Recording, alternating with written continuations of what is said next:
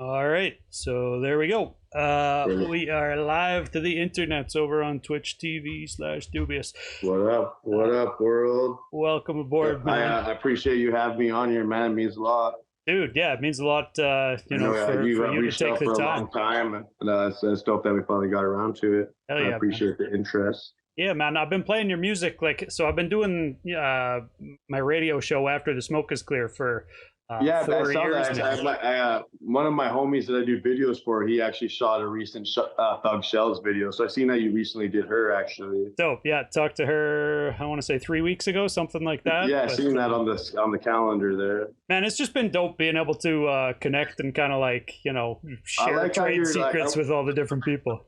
Where are you based? Like, where do you live? So I'm in Lethbridge, southern Alberta right now. It's like 120,000 people down here in Lethbridge. Yeah, I know where Lethbridge is. Yeah. I like that you keep it like you're not just like keeping it based to, let's say, maybe Alberta hip hop because you're from or whatever. It's like I like that you're spreading across everywhere too. Man, I try my best to tap in and cover like coast to coast as well as I can because there's just so much talent out there. Like even honestly, I just did an interview just like a second ago with someone else, and like because I'm sure we'll get into it later, but like I make music and this, but I also like own the studio, and through owning the studio, I just meet like a lot of the clients, and there's just so much talent these days. Dude, and honestly, and even it's like maybe not only just a rapper, it could be a producer, it could be a DJ, it could be a camera person, you know? For sure. Yeah. And I mean, I think like the conversations that I've been having on Fly Information have been, stuff that artists talk to each other about a lot, like the kind of like how are we promoting, how do we get the music out to people, how do you get anybody to give a shit about, underground people making hip hop in 2024. Yeah, no, it's crazy. I ask myself that question all the time. Honestly, it's and I even ask it to like people, even for me, I'm a pretty resourceful guy in the sense that like I built a place like a store and a studio, and brought my friends, and and I always tap in with the like producers and like all the people in the scene, but like and I also do filming, so it's like not to say it's free, but like I do have the ability to, let's say, like create art for free in a sense where like, and I've done like the math for like a normal art. Let's say like a client comes to my studio to make like one song that's like, let's say a single. It's like, let's say it's like a bit of studio time, a graphic art, the mix, the master, the beat, a little bit of content. You're looking like on the like low end, like $300 or something like that, right? To like produce one song, and it's like, and then like I don't stream that well, but even I go in my bank, my DistroKid bank or whatever, and it's like $3.50. And you're like, yo, how is this like sustainable? But then it's like I say that to say like, okay, I can make music and save this money by these things I've built.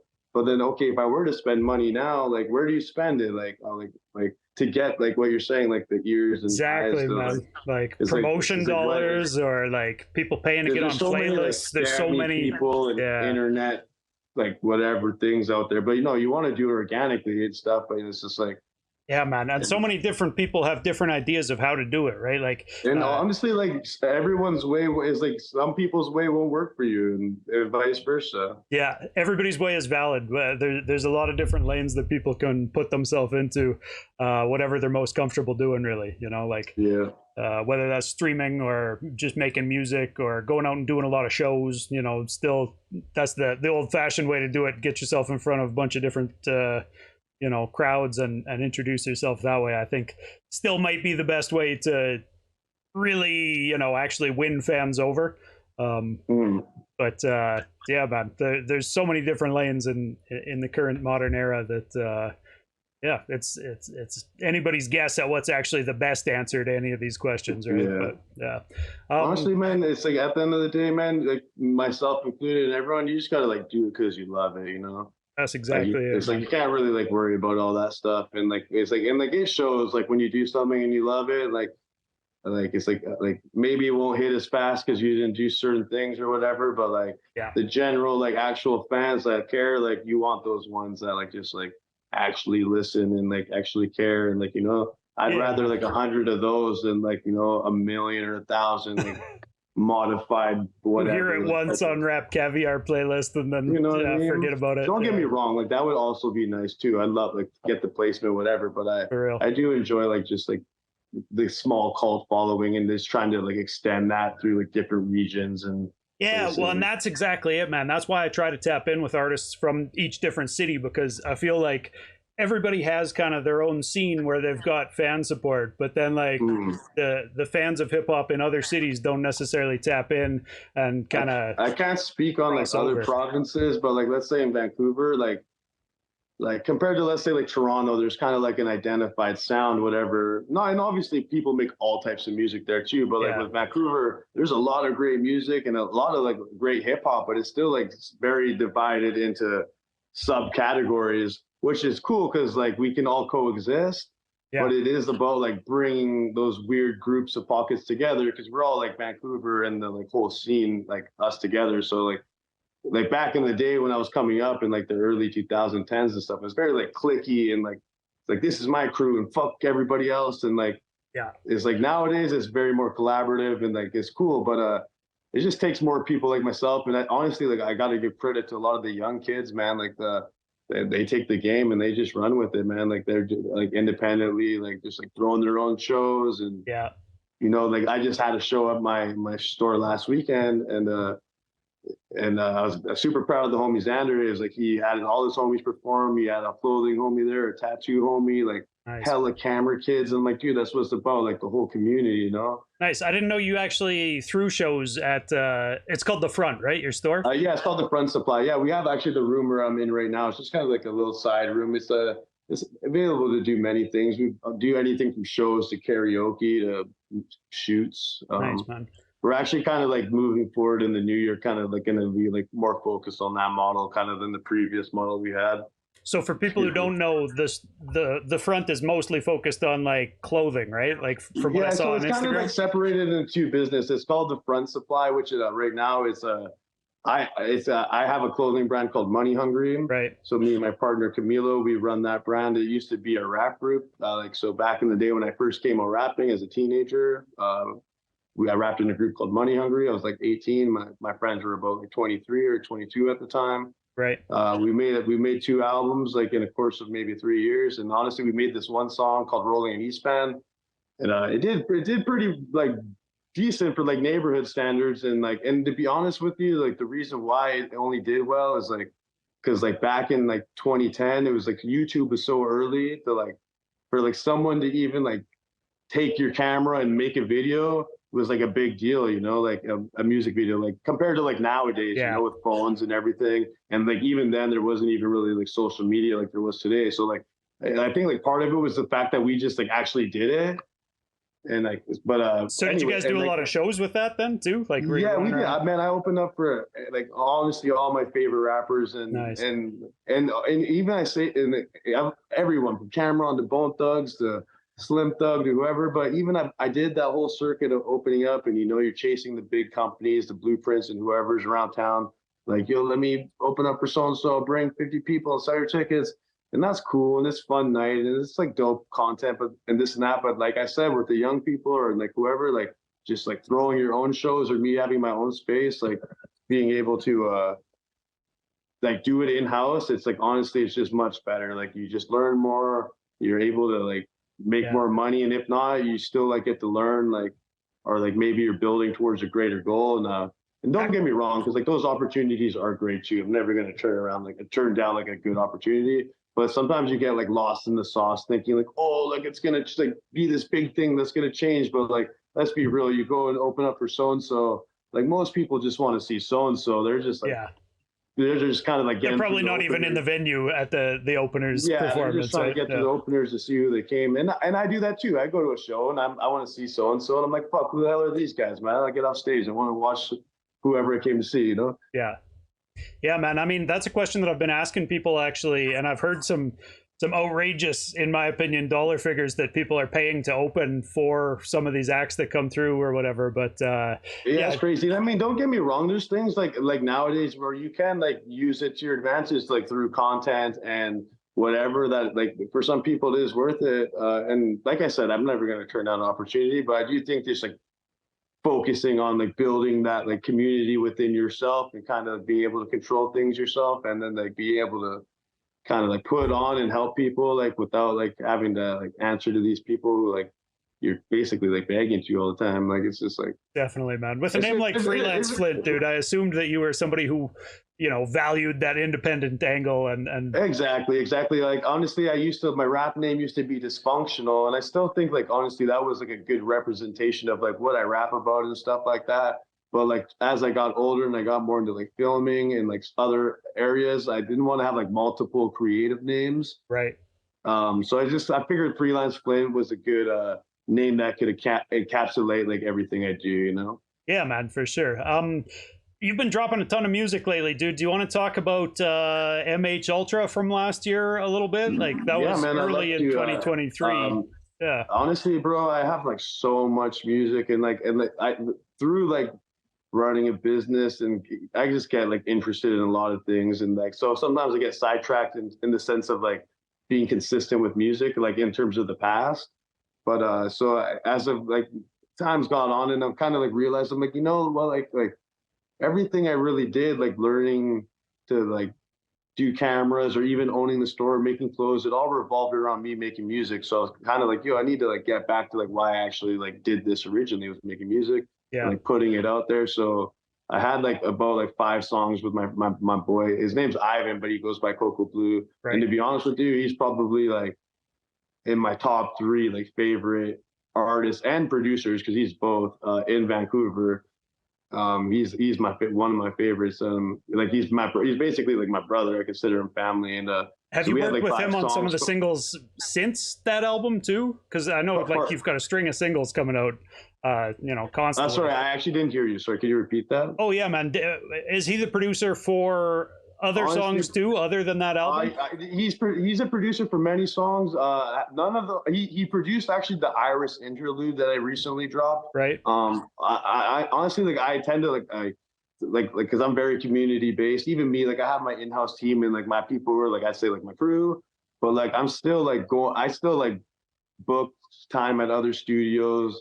I like will like watch other people's music videos and like, yo, who filmed that and like talk to the camera guy and like the producers and even to the point where like do one transactional thing with them, whether it's buy a beat or something, because I just find like once you've conducted business with a person, like they're gonna treat you more seriously compared to like, you know, it's like a big pond full of fish, right? How are you gonna stand out? Well, like I stood on business and I worked with like and a lot of times when I do that, it's kind of like it's like I'm putting them through a test without them knowing it because I'm like trying to see if they're going to like work with like be able to work with me and et cetera, blah blah blah. Yeah, meet schedules, all that stuff. Yeah. Yeah, you know what I mean. And because even like I've been trying to just like for like the last I feel like 10 years trying to like form like the Avengers of like creatives, you know. Yeah. And like even that's what when I see like an artist like blow up like in like most recent days, it's like you see them, it's like there's an artist, but they definitely like they have like their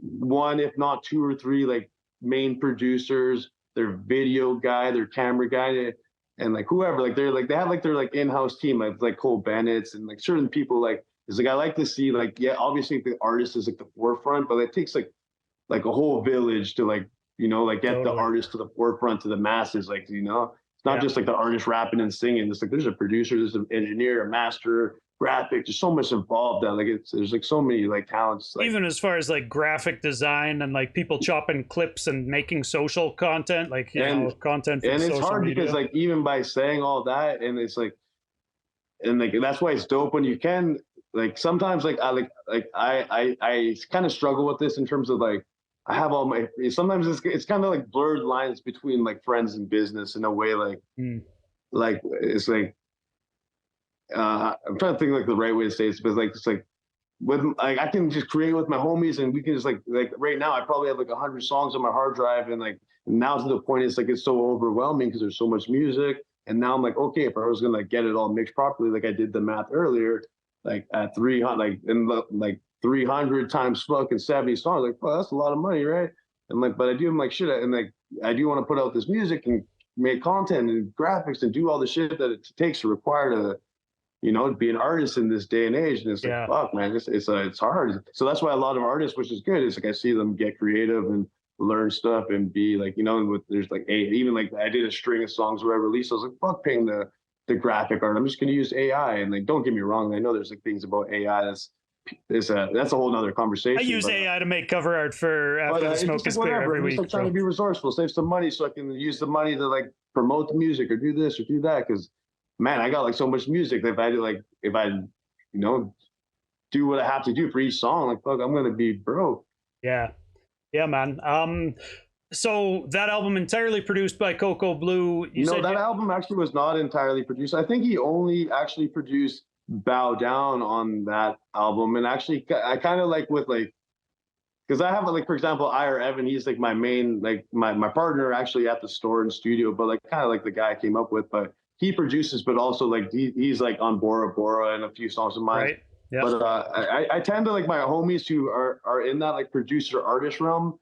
Like, and don't get me wrong, sometimes they make it be, we rapping on this and that, but I like when like they're going to be an artist to like be able to like let them be an artist and not have to like think about the producer role also. Cause it is a lot to like think about that. And typically they'll probably be like running the session, engineering it. Yeah. And it's like, oh man, I just like want you to like be able to like, just to be an artist, like in this moment, not have to like work. That was something I wanted to ask you. So for the back end studio, if people are like booking time there, will they be working with you? Like, are you an engineer or do you have a team of people that I am an engineer. Like I do record myself and stuff, but to be perfectly honest with you, like, and don't get me wrong, there is times and like I will run a session or like a lot of times I'm like, because I have the space, I'm almost like on an A&R type vibe. Like I'm able to like offer people sessions and I'll run it, this and that. But typically, if someone's like a client and like they're gonna like, let's say you hit up the back end IG and you want to like run a session,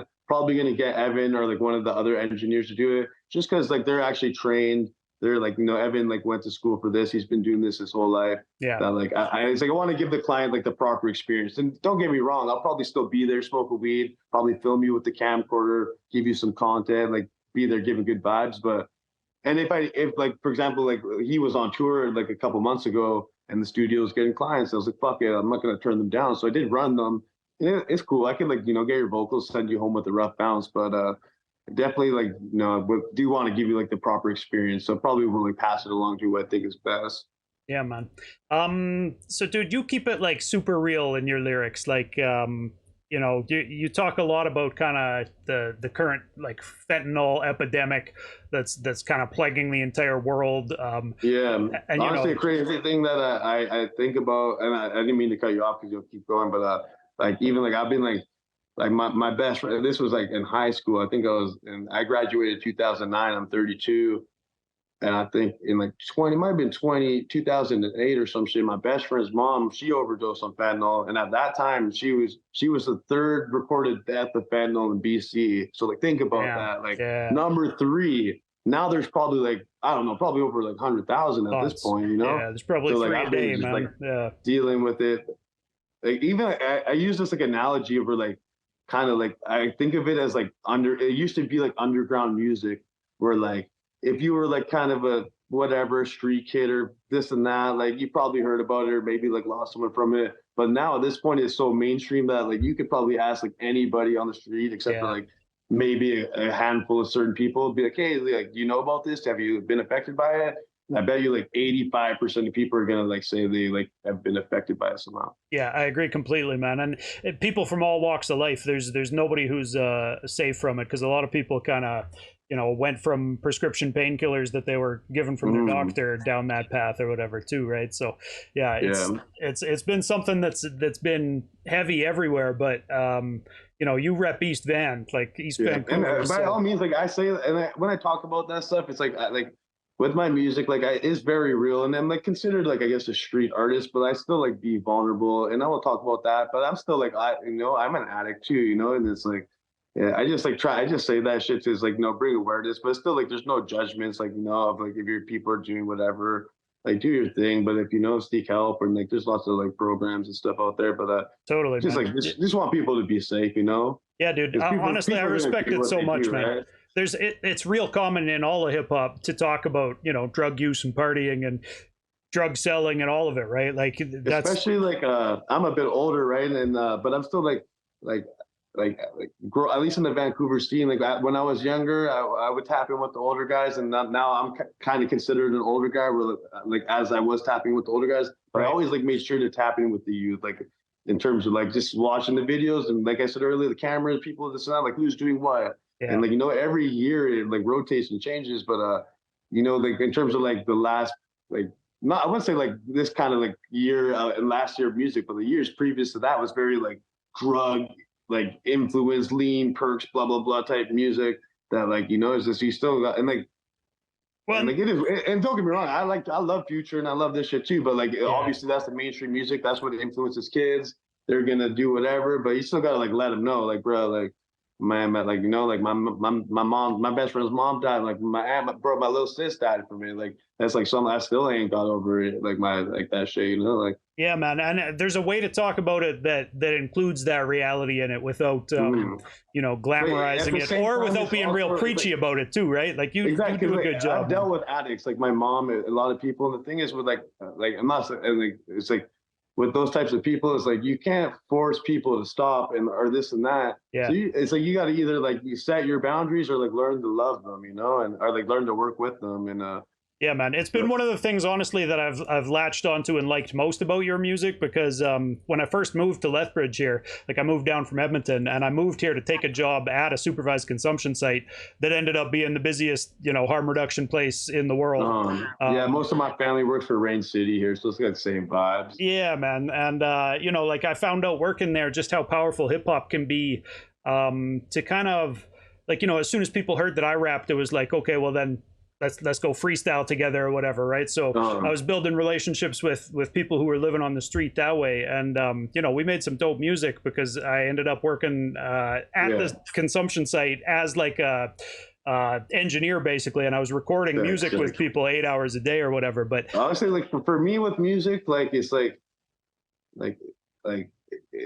it doesn't matter how famous or whatever you are, or how crazy your bars are, or this and that. It's if it hits me here, it hits me here, you know. And a lot of people are that way. And even for me, growing up, I'm mixed race. My dad's East Indian, my mom's black and white, and growing up, I never had an identity to any of my races, or felt prideful about any of them. And whatever my dad wasn't really in my life. And what raised me, honestly, was real hip hop, when you heard a verse and you were just scrunch your face, and you're oh man, he said what, yo, this is crazy, and it was that's what taught me to be a man, was that kind of era of certain rap, that I grew up on, and I know a lot of people are also like that, like me, and I guess that's maybe why they resonate with my music, because I'm just giving them that definitely. That feeling, hip hop is so powerful in the storytelling aspect, to be able to give, perspective into lives that other people aren't leading or might not hear about otherwise, right? So that's why it's so important to keep it actual real talk like you do, man. I think it goes a long ways to kind of show the real person and show some humanity and authenticity that people can connect with that way, right? For sure. Yeah, man. So I was looking at your catalog before this, and I noticed that you've got a Chopped and Screwed album, version of. Yeah, I was just I like to just do that, when I excuse me, beer burps. I was always been into that culture, kind of. Oh man, excuse me. Southern culture and stuff like that. And so actually, originally, I made previous to that one, I made it was a Vancouver. Basically with AI, and actually in the DJ programs now, there's something called stem separation. So I could put in someone's song, and then you could isolate the vocals or isolate the beat, whatever. So I got bored one day, and I made a Vancouver Vancouver artist. I took their songs, I made acapellas of them, and I put them over mainstream beat, and then I made kind of a visual compilation, kind of a 1 hour long kind of visual mixtape type thing. And there was kind of to avoid the copyrights, because YouTube's very strict with they have something called content ID. Yeah. Even to sometimes I post my own shit and I get content ID. I'm yo, what the fuck is my own shit? Yeah. But me, to avoid that, I would end up chopping, screwing shit, or sometimes changing the key of beats or the vocals, certain semitones, to kind of trick the algorithm. And then I was like just kind of like, I mean, honestly, like put anything, put anything slow. But honestly, I say that to say like now young kids, they be doing like the hella fast shit, like, you know, like the TikTok fucking like speed Sped up. fucking mix. And honestly, sometimes that shit sounds dope too.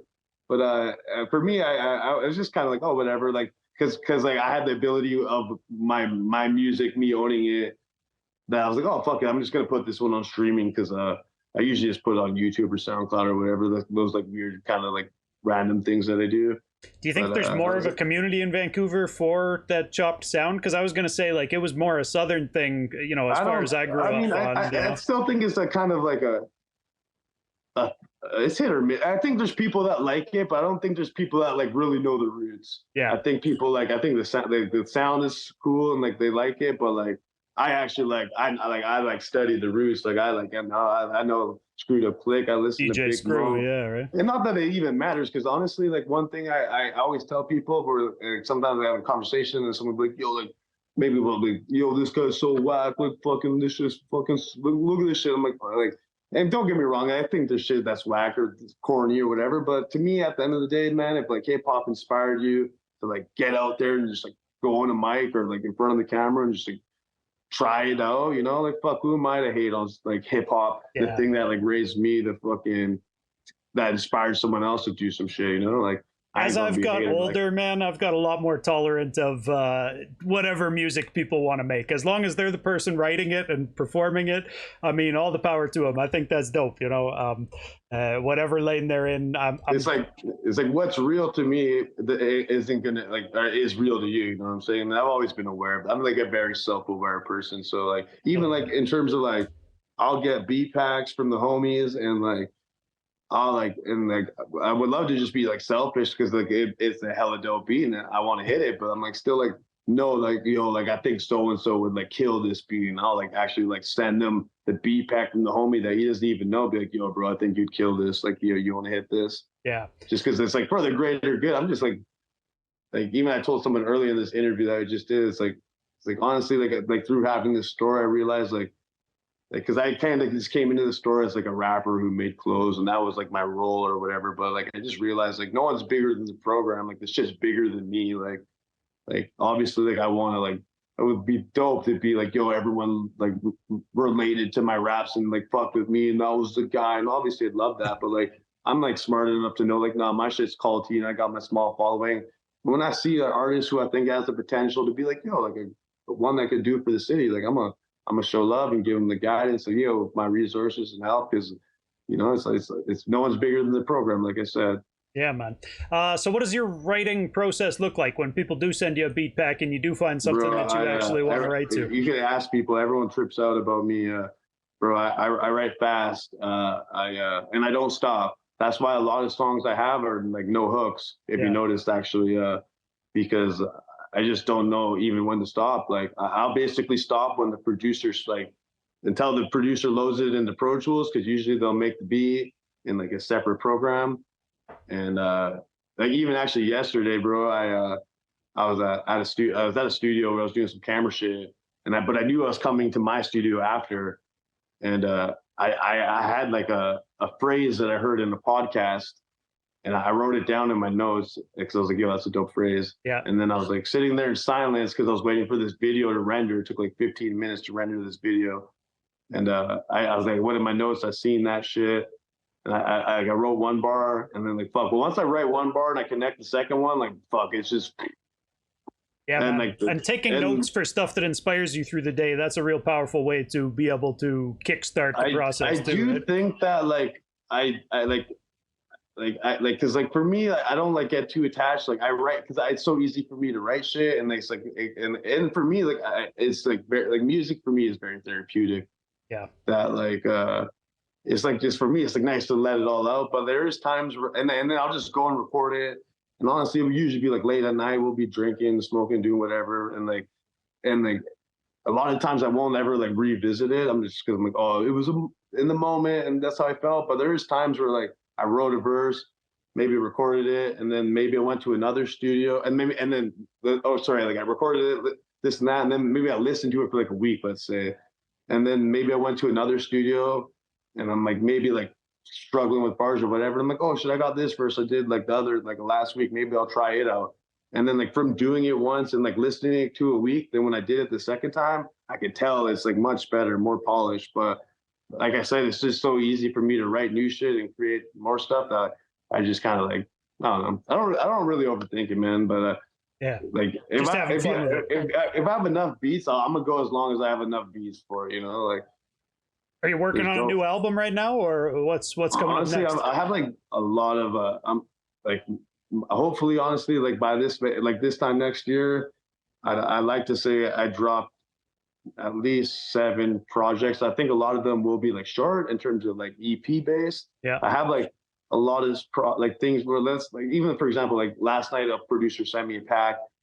I had 2 already with him, and then I recorded over 3 yesterday. I'm like, fuck, you know, like I could just put all those 5 out. That's the EP with the producer right there. Like I have like so many like versions of that with other producers or maybe an artist. We're like, fuck, we got 4 songs.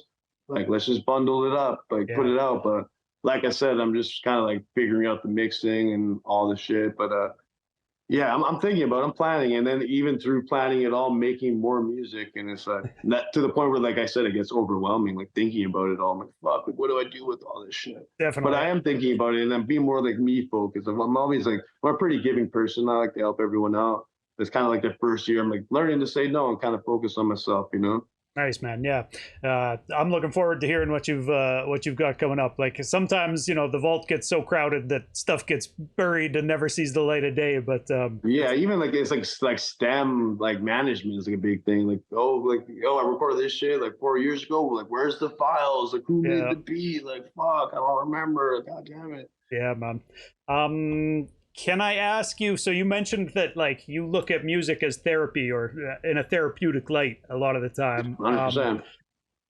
Do you get more fulfillment from writing and recording the music or from performing it on stage? Oh yeah, honestly, to be honest with you, I don't even like performing that much. Even to the only to because like I'm self-aware of like my strengths and my weaknesses, and like I know my strengths are like in the studio, my pen, like you know going like hard like all night whatever, like even to the point like I'm getting older enough to thinking about like oh maybe like writing for other artists and this and that, but like I have some homies and they're like, you know, like my homie Junk, like he's an amazing performer, like you know, no background vocals, no nothing, memorize all his lyrics and this and that. I'm like, it's just like, man, I make so much music and write so much shit, like I'm like fuck, I just like thinking about memorizing and all and everything, and my music's like not like not like I don't know the right way to say this, but it's like it's a vibe, it's chill, but it's not like hella lit, and I'm not like a fucking like crazy hair fucking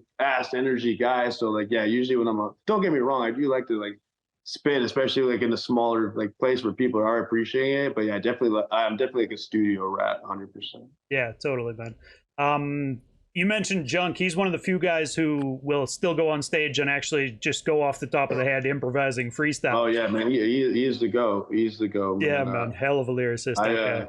I privileged to like become, you know, over the pandemic, we kind of started working together, and then just over the course of time, I consider him my brother, one of my best friends, and one of the things I have to give him his flowers and also like just learn from him is like the reason why he has the success that he does right now is because, bro, he's just nonstop. He's consistent. Yeah. He does everything you're supposed to do, the content, the graphics, connecting with others, doing it yourself, like everything you're supposed to do. Like, you know, like we all do a little bit of what we're supposed to do and then maybe take a break and this and that. Yeah. He hasn't stopped for over a decade. And that's why he sees the success he sees now. And honestly, like previous to him, it was Mercules. Like I've seen Mercules do the same shit. And you know, it's consistency, right? Consistency is king. Yeah, I say that all the time. Can I ask you about like, do you do any other elements of hip hop? I know, you know, you seem like you might be a guy who might be into graffiti or kind of some of the visual aspect of it. Yeah, I mean, not like an element of hip hop, but I love video. I love photography, and like through those mediums I get to hang out with crowds that I wouldn't normally be a part of, whether it be just anything. I mean, even as a young, and I always would like chill with the graffiti kids, the skater kids, because to be honest with you, like in Vancouver especially, that's kind of like where the dysfunctional kind of fucked up, drugged out kids would be. That's kind of my crowd. So, you know, I was chilling with the skaters and graffiti kids and whatever, everything in between. But even like kind of like a couple of years like older than me, like, but some of my big homies, like, which you'd be seeing them like today, you wouldn't even know that they were like back in the day, like a crazy fucking breakdancer spinning on their head and shit. Now he's like a 38-year-old dad and shit with like fucking twins and, you know, suit and sells insurance or some shit, you know what I mean? But he'll probably surprise his kids one day when they can see him do a backspin or something, man. I wouldn't consider myself a producer, but I definitely can like handle my own in a like a session where like I can like manage Pro Tools or like, yo, try this and add this, like, you know, I can speak game and speak the language. I definitely like do like someone to control the ship. Yeah, but I mean, even just being in studio, you get a lot of experience in like different recording strategies. The more artists you see, you know, recording, even the like better you most get. of my music, I do record. I don't want to mix it myself, but it's typically like I'm recording it myself. Like, right. I usually just like I'll come to this studio. There's no sessions. Like it's like 12:30 a.m. or whatever. I'm gonna go to the studio, crank out 3 before I go to bed. You know. Yeah, man. How about this one, man? I ask everybody what you been listening to lately. Honestly, where's my phone? Let me tell you. Oh, sorry, my phone's in front of me. Honestly, honestly, like Nipsey Hussle is one of my favorites, like R&B. But in terms of like, I'll give you some like newer ones.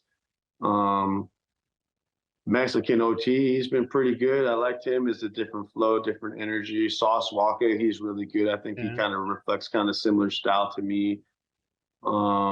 Griselda, actually, Benny the Butcher, he has a song called what's it called? It's like it's the title track of his album. I forget what it's called. It's some Who Am I or some shit like that. Fuck, he killed that song. Yeah, man, he's been on a roll lately. I mean, all those guys from Griselda. Jay Worthy, he is a good friend of mine. He comes to our studio a lot, and honestly, like he just through like it's like the realm of people he fucks with of like and like the artists and producers.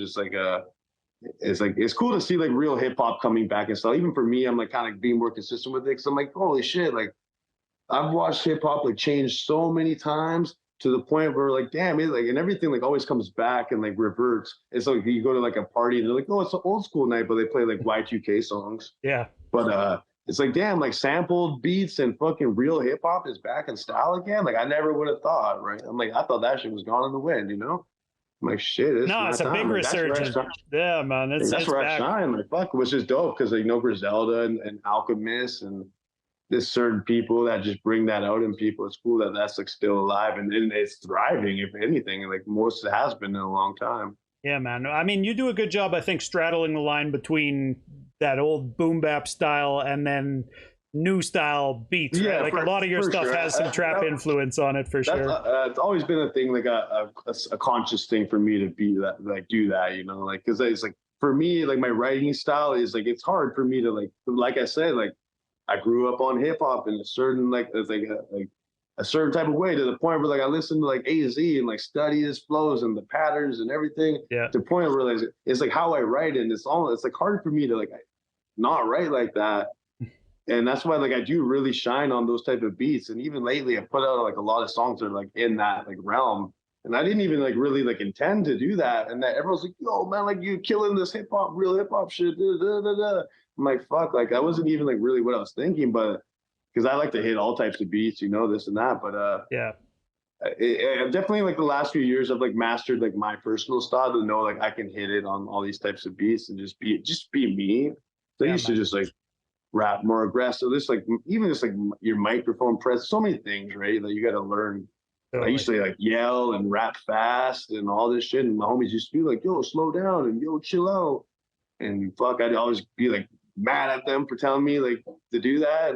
And then like finally it just got to a point where I was like, I don't know what clicked. I guess maybe I did my 10,000 hours or something. I don't really know. I was gonna say, do you think it's age? I feel like it's age. A 22-year-old rapper, you can't tell them age, shit. But honestly, there's still like because like I said, I got this hard drive with 100 songs, and some of those songs are from like me pretty young, and like that shit hits too. Like it's like it was a vibe too. And especially like my music is very, like I said, storytelling and something maybe that was how it's feeling in the moment or whatever. Yeah, like it's like it still like encapsulates a certain feeling that like, you know, you couldn't replicate. And but part of it's age, like definitely in my writing now, it's I do like I think about certain things, even like, to be honest with you, like when I was doing my podcast and like watching my podcast and like just like watching it back, you know, the simple things of like let's say like saying the N word or like calling a woman a bitch or like certain things. I was like saying certain stuff. I was like, yo, like that shit ain't like that, like that's not that cool, you know, like why am I saying that? Like just call her a woman or say what up. Yeah. You know, so being like more self-aware in certain things. Like don't get me wrong, I'm like I rap how I rap, and like I said, my old rap name used to be Dysfunctional. Like I'm aware of what I do and who I am as an MC and my style. Like I'm fucked up, and I'm proud of it, and I you know I wear it proudly. But certain things, you know, I'm being more aware. But I'm just trying to be witty about it. I try to honestly like say something that's fucked up in the sense that when you hear it, it's like makes you think. But I'll use a metaphor, a way, or even sometimes it's like how I say it to like kind of make it funny. Yeah, it's so fucked up that it's funny. It makes you laugh because you're like, "Whoa, that's crazy." You just said that, but in this funny way, like, "Well, it catches a lot of attention because it's not a bar that a lot of other MCs might say or whatever. You know, it's not the typical man. There's so many like cliche I statements in hip hop about how dope people are and how they're, you know, fucking your bitch or whatever. Like, yeah, at a certain level, wrong, it honestly, just like because lately I've been in the studio. I'm like, bro, I really want to make like different shit to challenge myself and like challenge my pen to like break out of the norm, because like I do that shit too, you know, like I have like a thesaurus of like cool rap fucking bars that you can just like reiterate different ways, and like, and I'm a wordsmith, so I can like do that shit all day and make it sound cool, and you do that to fill in two bars, this and that, but yeah. Well, and even then, man, doing it in a new way that people haven't heard before, like just reflipping it into, it becomes like not challenging. It's like, even like I said, I can write this shit so easy. I can go in the studio right now, make as much shit as you want me to make, like a fucking robot. But like I do want to like make like music, and that's why I want to put all the music I have, so I can just like start making music clean slate and like just like be like more, not even like more focused or more dedicated or anything, but just like this like fresh frame of mind, like nothing holding me back, kind of like be more experimental and this and that, and still like not veer off of why people love me, and still do like what I'm good at, but still like challenge myself, because like it's just like, I don't know. So for a guy with 7 albums that might come out this next year, do you think about like how to put a promotional push together for that? Like, do you ever think about who the target audience is? Part of me does, and part of me just thinks, fuck it. Yeah.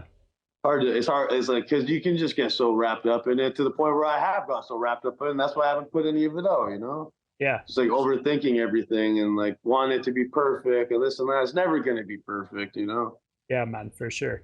As far as the target audience goes, that's something I've been asking people recently, because, you know, the internet tells you need to know who your target audience is if you're going to. Yeah, I think I'm like kind of aware of my target audience. I'd say they're probably between 25 to 35-year-old, mostly males, that are kind of on the cusp between, they grew up on the real shit, but they still were like, you know how like there's certain old heads who are like, oh, this is the shit, and like fuck the new shit, and they stopped paying attention in 1999. Like, no, it's the new shit and fuck the old shit. But there's some people in the middle who like grew up on this shit, but they're still cool enough with the times and they're adaptable that they still appreciate the new shit. Yeah. And I feel like those are the type of people that like are gonna gravitate towards my shit. And don't get me wrong, like I'm like to be slick and say funny shit, and like I do have like a kind of like a little funny group of female fans too that are like, you know, like, no, females like rap too and shit, like they like the real hip hop too, but you're like being real or like certain thing, like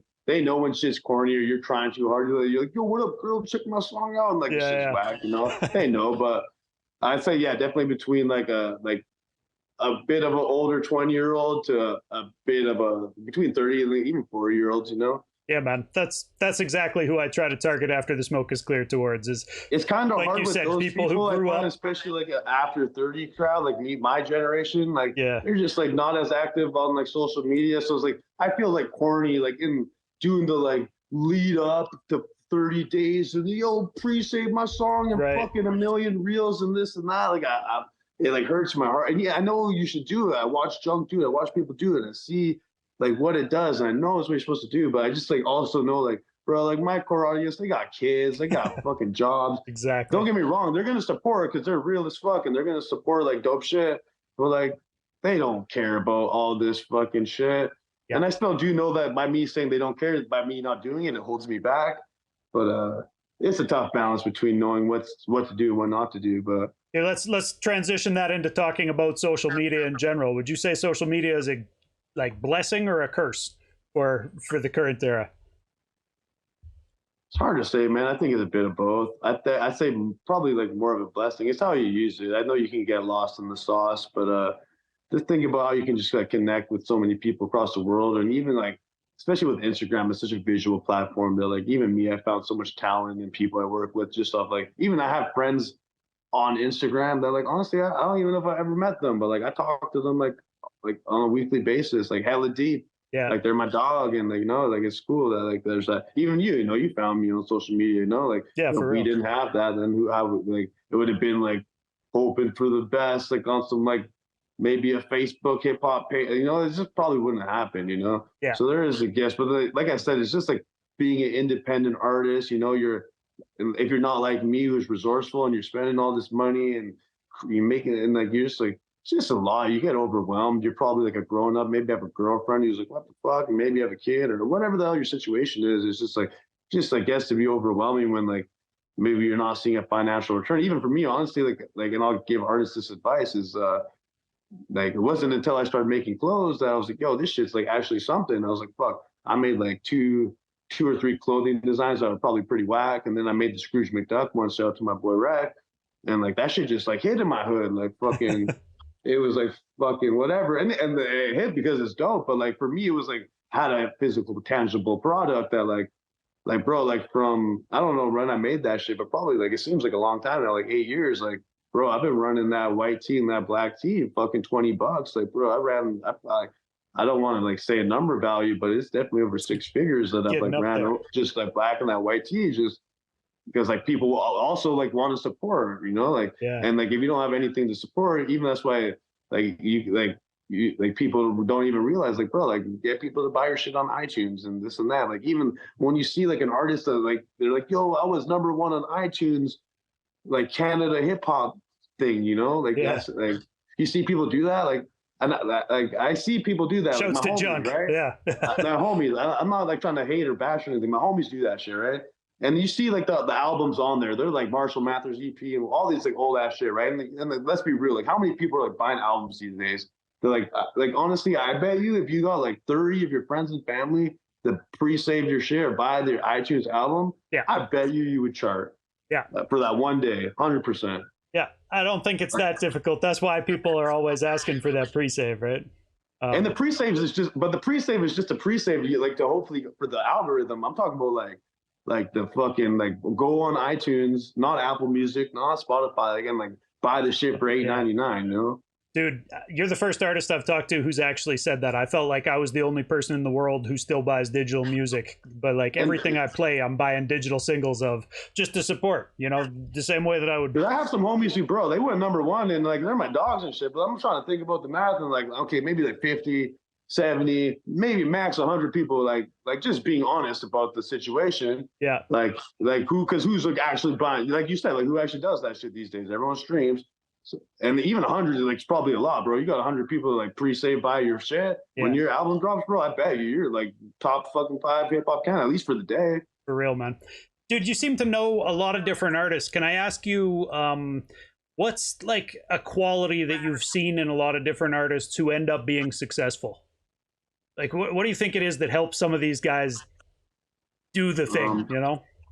Honestly, like with rap, it's a very like egotistical like sport, I guess you could say. So it's like people, it's a game of being like, yo, I'm the best, and you should feel like that way because it's rap, right? And it's hip hop, but you got to be humble, man. You got to like, it's like I've been saying earlier, no one's bigger than the program. Takes a village. Put your people on, invest in like your team, your camera guys, your graphic guys, and this and that. And by all means, know that you're not married to them either. You can still tap in with other people. Yeah. Also, don't spread yourself out because you could do that, but also don't do it too much, because I think with Vancouver and probably other scenes, but I only know about Vancouver, but it's a lot of it, I say this a lot with people, my friends, but and it's a weird thing to say, because it's like there's so much like artists supporting artists here, which there should be. Like obviously artists should support artists, but like it's like how much of it is actual fans, you know? Like if we're all egotistical rappers and we're all sharing each other's shit, basically with the hopes that you want it, like that you share my shit, and it's like a big dick riding circle or whatever you want to call it. It's like, let's be real. Like you don't like I don't know. It's hard to say, but it's like so much. It's like you go to an event and it's like all fucking rappers and this and that, and maybe like it's like 70% like rappers or and like 30% actual fans or people, and it's like man, like it's like you gotta like go out there and touch the people, because like if we like obviously we should collab and this and that, artists, but it's like man, if we're all just like in this big artist community, like we all just like are chasing the same goal and think we're the best, and like it's competitive, and it's like and like that's why like it's cool like to see like the producer scenes or even like electro scenes or even like rock scenes, and like locally we're like it's not like the same like elements of hip hop or rap. I should say hip hop. I should say rap, of like that competitive nature. That's like where none of that shit matters. But it's like I don't know. It's like you gotta have the community. Without the community, even if like I've seen people blow up, like hell, like from Van, they blew up, but like they didn't fuck with the community. They didn't fuck with the streets, and like nobody I know has bumped that shit. And like cool, like you're famous and this and that, and man, maybe you're like living your dream. If that's your dream, so be it. But like us real motherfuckers, we ain't play that shit. Yeah, man. For real. Dude, you've got a line where you said, my faction didn't get any factor grants. I wanted to ask you, how important is getting grants for an artist in Canada right now? It's important. It's cool. Like I say that to say I'm not against it, but I just said that to be like I'm proud that I'm proud of what I created, like just like through like my dream and my homies and like community.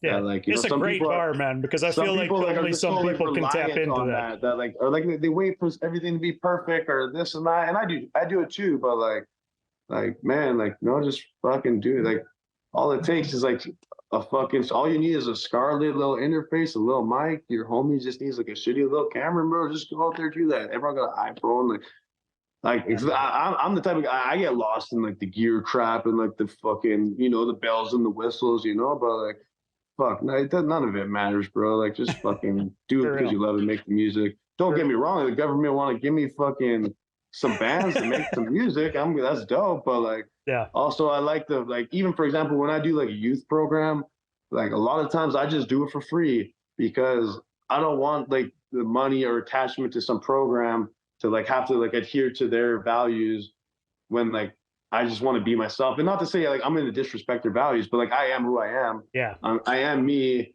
Like I'm gonna like be how I am. And I was one of these kids, and like I want them just to be comfortable in here. Like I want them to like yo, I'm one of you. Also like I'm like there's a lot of like weird coachy, groomy stuff with older guys and people with like young people. Like young people see through that shit. Like, bro, I'm just doing this because, yo, you're dope. Like, let's connect. Like, no weird shit. I don't want to, like, well, and they see through it when there's a price tag, right? You know, like, I like, whatever, right? Like, let's just do it. If you don't, whatever. Like, if it doesn't work, it doesn't work. Yeah, man. And, but also at the same time, like, that's where, like, those, like, blurs between the lines between, like, friends and business comes because, like, obviously, shit should be business. And, you know, people are grown ups, man. They got to feed their families. They do a skill, whether it be producing, engineering, whatever. Like, they got to feed their family. They feed your people, but I don't know.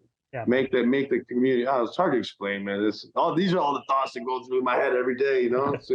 No, community is so important, man, and building that community goes a long ways. And I agree with you completely. The kids are going to see through it if you're trying to be a mentor and then ask them for, you know, sign up for my subscription service or whatever.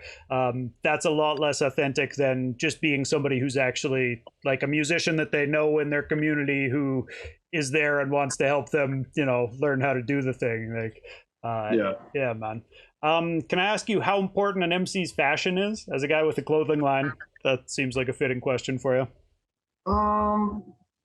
Honestly, like it matters, but I mean, it probably matters more for like the young kids because like now the fashion be like, wait, like I just make some shirts, like some screen print. I'm pretty old school still with my style, but It matters, but it matters in the sense like it doesn't matter if it's expensive or whatever. It just matters that you be yourself. Just be you, you know. Right.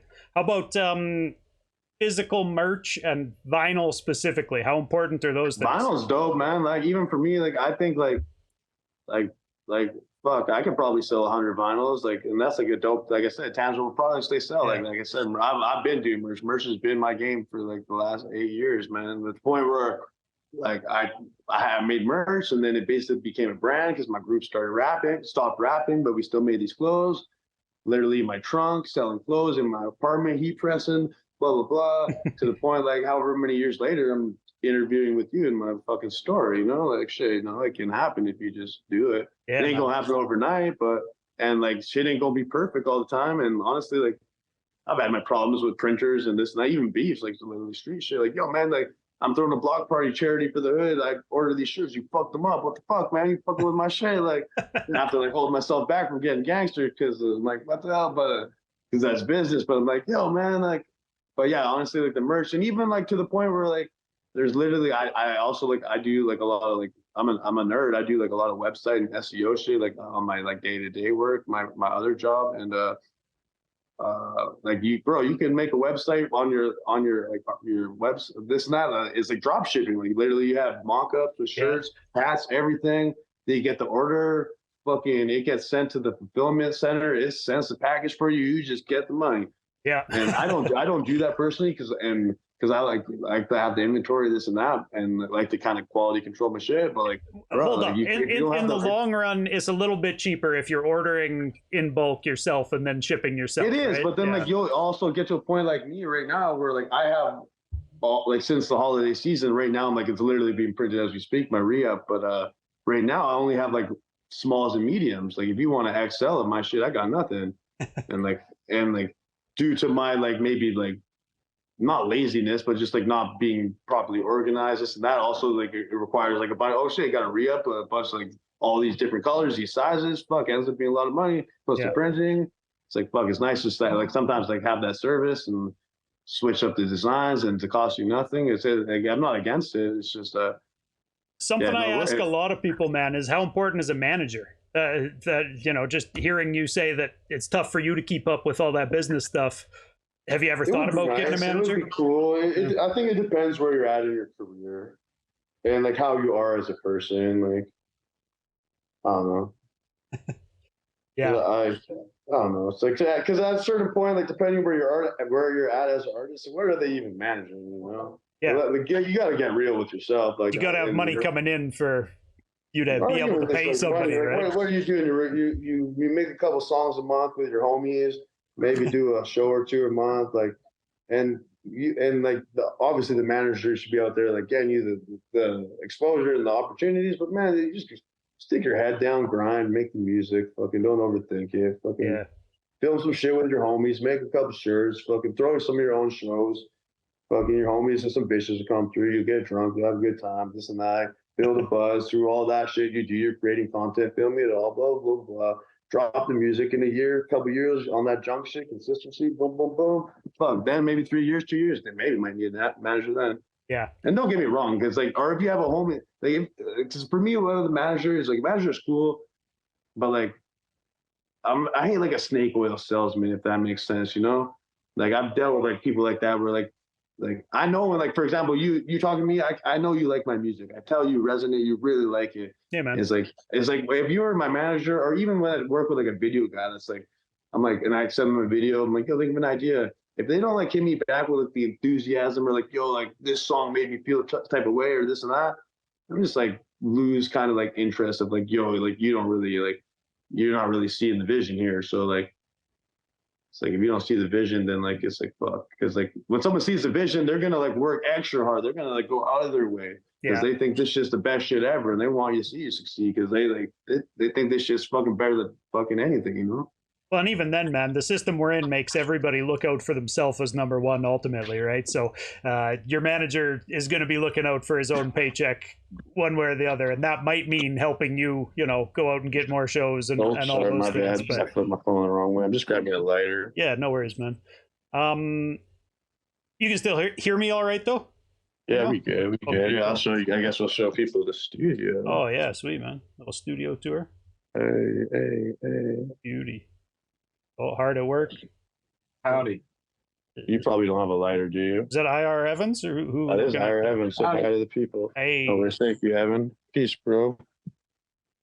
Sorry, bear with me. Yeah, no worries, man. I wanted to ask you too. Like you were talking about working with youth. Yeah, can I use a lighter, Brian? Can I ask you for a tip that you would give to youth who are trying to get into hip hop and the musician life? So let me process that. Yeah, think on it, dude. Honestly, one second. Look, honestly, the kids know more than us these days, bro. But we should be asking the kids what the fuck to do. Yeah, that's a good if point. I were to, bro, just do it because you love it. Like, and bro, that's what they're doing, man. Like, just dress weird, fucking make weird shit, do whatever, man. Like this, just whatever. Yeah, I'm just do it, man. You know. But also, like, don't like because now it is oversaturated in the sense of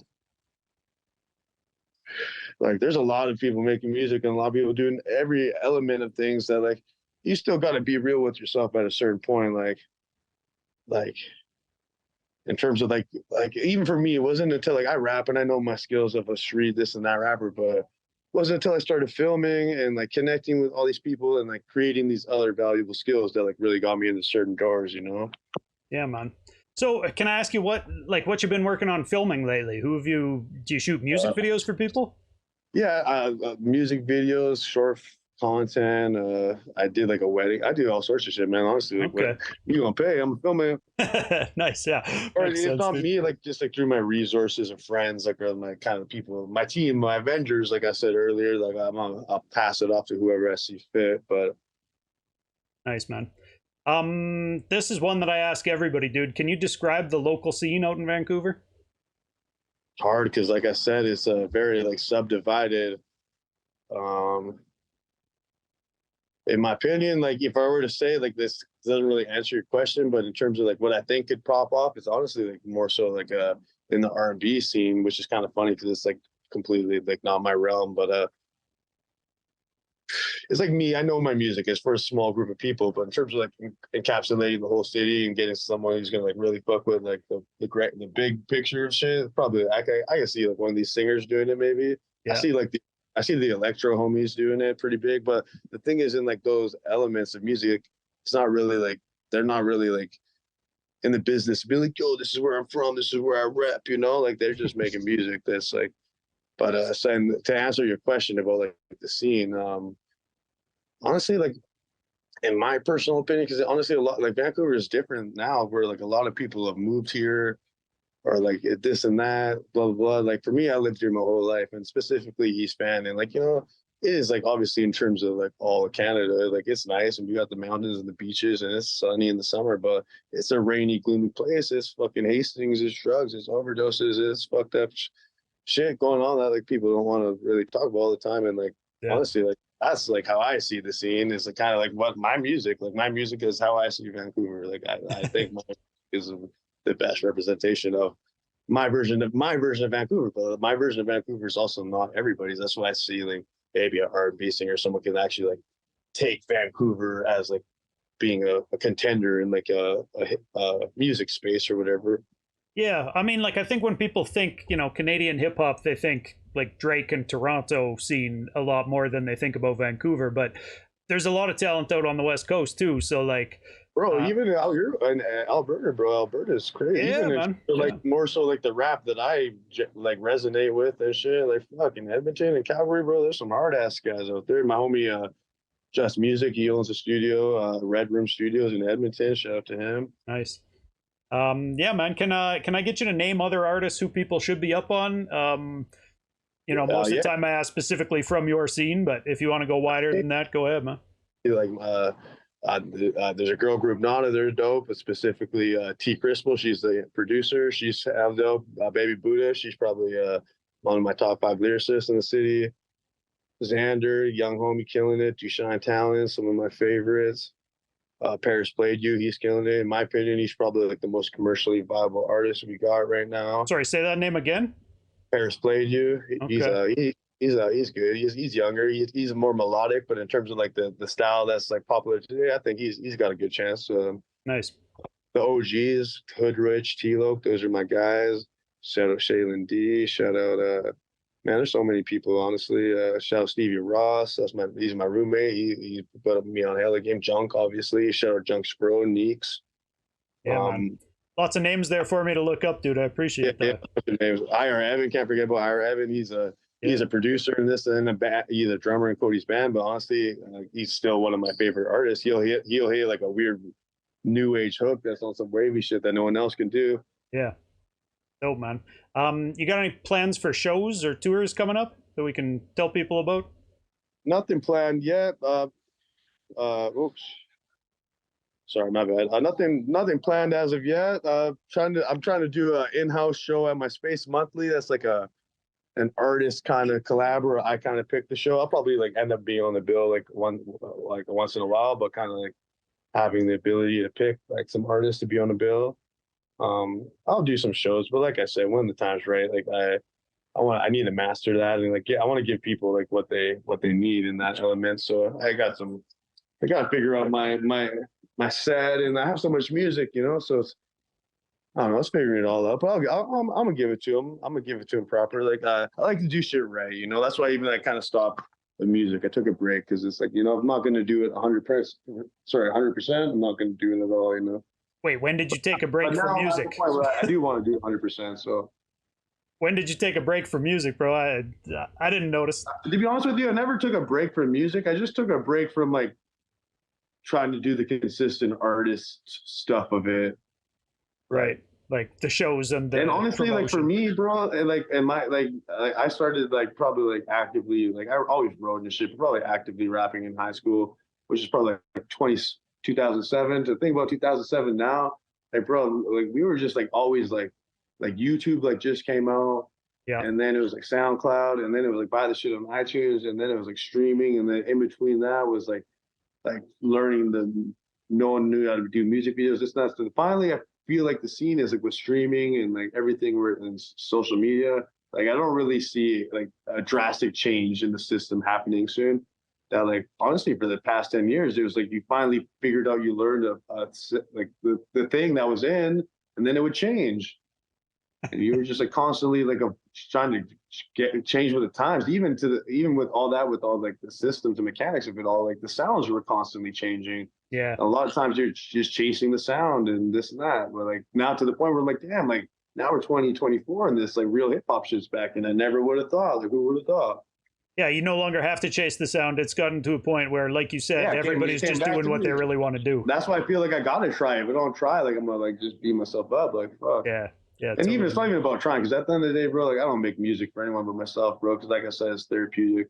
100%. It's just for me to like go in the studio and say what I fucking held in fucking all day or all month or whatever. It's like, so at the end of the day, like it's like I do this just like kind of for me and my own benefit. But I do think like based off my upbringing and how I am as a person, me being humble, me being community based, all these things that like does make me like a good candidate for being the guy that's just like not being like I said, like I'm not the most commercially viable artist. I know that, but I do know my lane and my strengths. Dude, to me, what makes a good MC is that they do talk for their community, that they can voice their community's thoughts to a certain degree, right? And I think a lot of your music resonates on a level that is probably doing that for the community.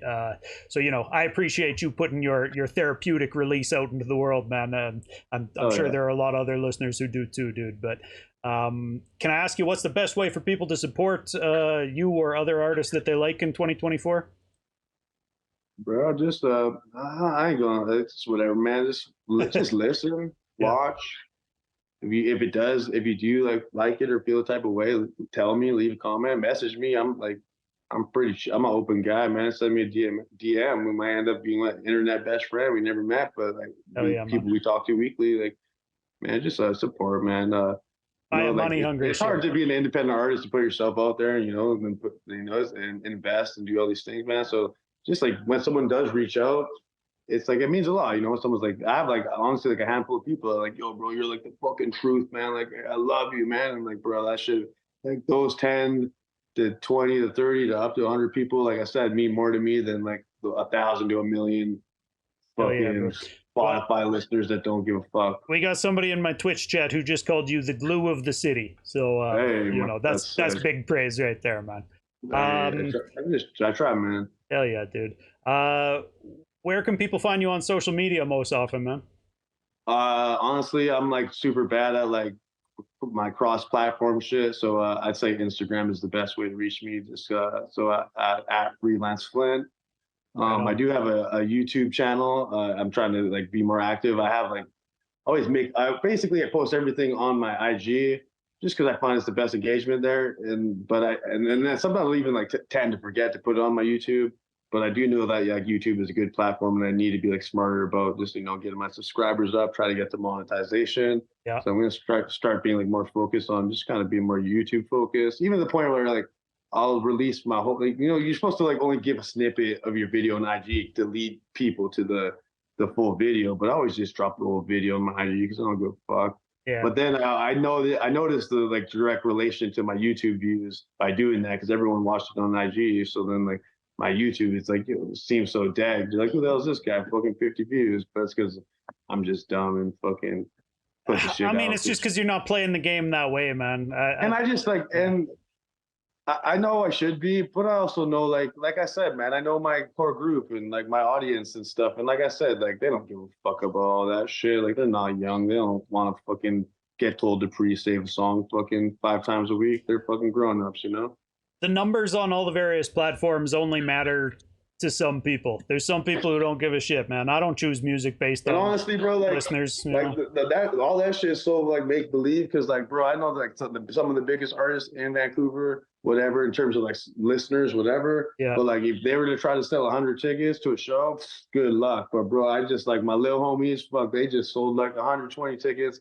Like anytime I have an event, like my people, we gonna go 60 deep at least. Like, fuck, not everyone can do that. Like, and like, it's like, okay, whatever, man, maybe my shit's 1,000 listeners, but my people, I throw a block party, man, the whole neighborhood coming up, fucking grandmas, Chinese can ladies, babies, like fucking wheelchairs, gangsters, smart kids, everybody's coming out, man, I was going to suggest if you've got like a little, intimate venue there in your building, like maybe put up some cameras and stream the shows that you're going to put on there, because you might be able to tap in. I always like, I like to fuck with my camcorder and I do that. But yeah, that's actually a super, super good idea. And honestly, like through my releases of my music, I will definitely like try to perform and like do something for each release, obviously. So yeah, I definitely am gonna get into like more performing and just like just gotta like spend more, like get my 10,000 hours in that, just even in rehearsing and practicing this and that, just because I'm just constantly just making new music. Yeah, man. Well, dude, I respect your time. We're sitting at about an hour right now. I think we've even went over. It was a great conversation, man. Great questions. Honestly, like I'm not very even like great at this, but you made me feel like super natural. It felt good, man. So dude, thank you. It's easy to talk to artists about art, in my opinion. I'm having a good time. Well, it's like you have some good questions, Some people, you get those interviews. It's just like the most like the kind of cookie cutter interview questions, and you're just like, oh man, I've already like answered this in the interview before. Yeah, like, man. So I mean, you actually resonate with the music. You actually ask me the shit that like, oh shit. That's the thing. I live and breathe this shit, man. I'm listening to 8 hours worth of new releases every week to choose what I like most and play it for people. I appreciate you, and the culture appreciates you, and it's like it's people like us that like it's like that will like grow it to be what it should be, And it takes no one's bigger than the program. I keep saying it, right? Yeah. It takes all of us to like remove our egotistical wanting to be the best shit out the way to like just like. No, like this. I don't know. You get what I'm saying, right? Yeah, man. And consistency. That's my model over here. Is just I'm gonna keep doing these interviews with different artists from across the country every week, and eventually maybe the momentum will pick up. And even if it doesn't, we'll have left a trail of dope interviews with dope people, man. So I appreciate you doing this a lot. Yeah, I just see like the screen with me and you, but if there's anyone in here watching, I appreciate you tapping in. It means a lot. We've had a couple people come through Twitch, yeah, man. And we'll get the video over to YouTube, and more people will see it there, and get the audio up after the next mix of After the Smoke is Clear. No worries, bro, man. I appreciate your time, bro. All right, dude. Thanks a lot. Peace, man. Peace. All right, so there it was. That was Freelance Flint, and yeah, I want to thank everybody for coming through in chat. Super Beans, you know, if you're into seeing this type of content, I do new interviews every Tuesday. February 6th, I'm talking to Lee Reed. He's a Halifax-based artist, always on some real like progressive woke shit, kind of fight the power type rap. After that, February 13th, I talked to an Edmonton-based artist named CX to the World. And actually, we're locking in for Edmonton for the 2 weeks after that as well. February 20th, I talked to M Prime, used to be known as Max Prime, real dope lyricist, and just a very colorful personality at this point. He's kind of back in the rap game lately, and definitely worth checking out some of his stuff. And then February 27th, I'm talking to another Edmonton-based MC named Jimmy Burnett, and planning more after that. So, you know, if you like this, hit follow, and if you feel generous, you know, toss that Twitch Prime over my way. It goes a long ways to keep the show going and keep me buying music every week. But until then, you can always check out After the Smoke is Clear over at mixcloud.com/Doobyis. There's a new mix that went up on Monday, had a bunch of new music. I always only play new stuff, new releases from across Canada, and do my best to just kind of keep my finger on the pulse and pay attention to what's new. Play it for people because yeah, everybody needs a hand trying to get into more ears, and you know, the listeners need a hand trying to find the people making good music, because it's not always pushed to the mainstream for them. So I do what I can in that aspect, and I appreciate everybody coming by to share love. Until next time, peace.